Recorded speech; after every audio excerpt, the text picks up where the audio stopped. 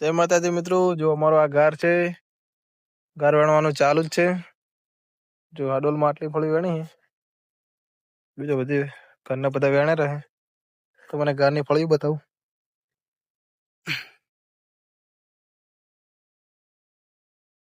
જુઓ ખાલી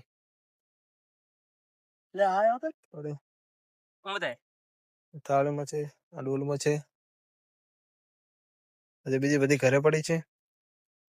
અરે મારો ગાર છે, પેલો ખાલી પડિયામાં હતું